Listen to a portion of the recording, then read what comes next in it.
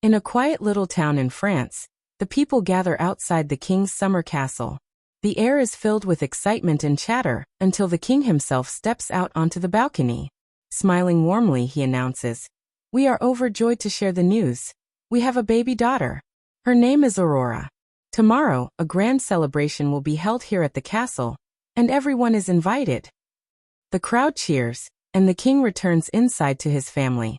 Inside, the queen gently rocks the newborn princess, singing softly to her. "Tomorrow's celebration will be marvelous," the king says with joy.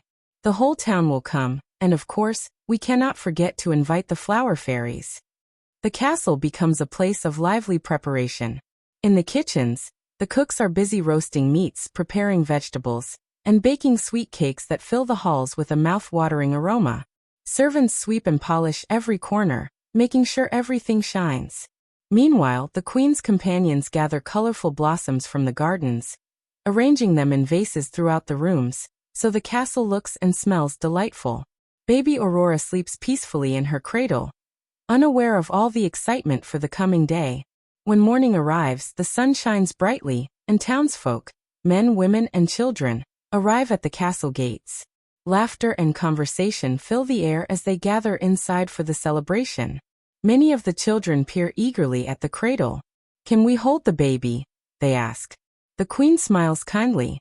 "Later, when she wakes. For now, let us enjoy the feast." "Yes, indeed," agrees the king.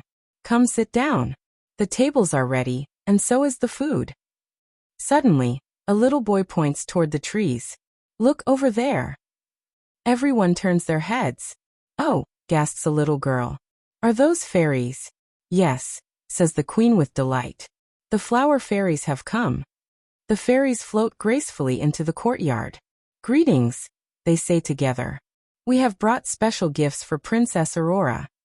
One by one, they step forward. "She shall be beautiful," declares Fairy Daisy. "She will always be happy," promises Fairy Iris. "And she will remain strong and healthy," adds Fairy Sunflower. But just as Fairy Poppy is about to give her blessing, a sharp voice interrupts. "Wait!" A figure steps forward, darker than the rest. The queen frowns. "Who is this?" she asks. The fairies whisper nervously. "It is Fairy Weed. She is not welcome here." "I will not be dismissed," Fairy Weed snaps. "I too have a gift for Princess Aurora. On her 16th birthday, she will prick her finger on a spinning wheel and she will die." Gasps of horror spread through the crowd. Before despair can settle, Fairy Poppy raises her wand. "I cannot undo Fairy Weed's curse," she says firmly. "But I can soften it. Aurora will indeed prick her finger when she is 16, but she will not die.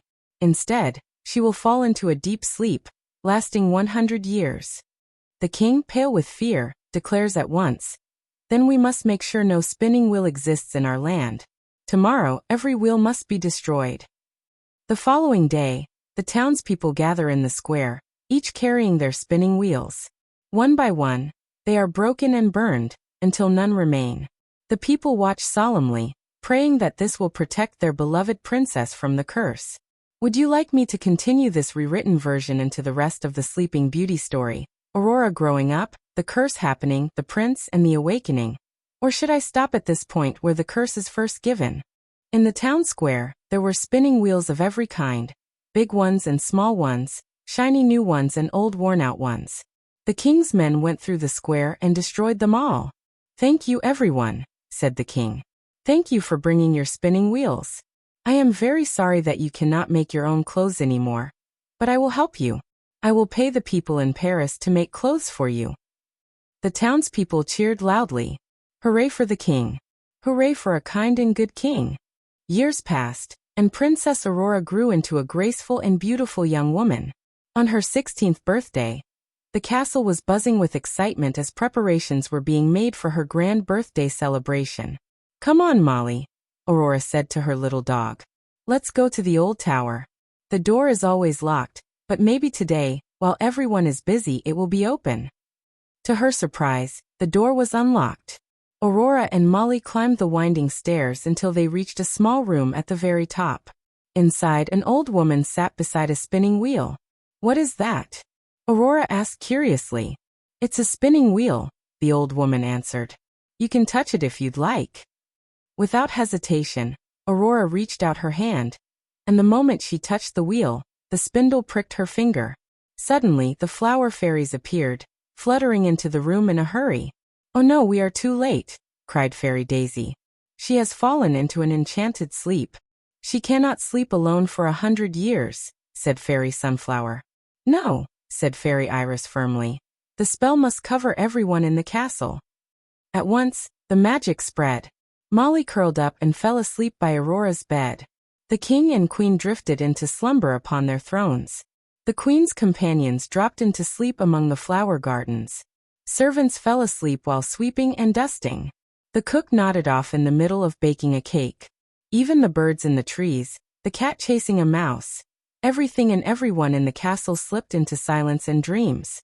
The castle stood still and quiet, lost in time, while the spell lasted for 100 years.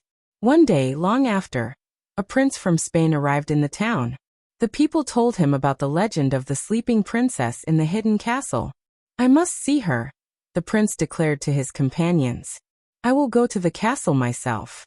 He made his way through the thick forest of enormous trees, where vines and flowers had grown wild, covering the castle walls. Finally, he reached the old tower.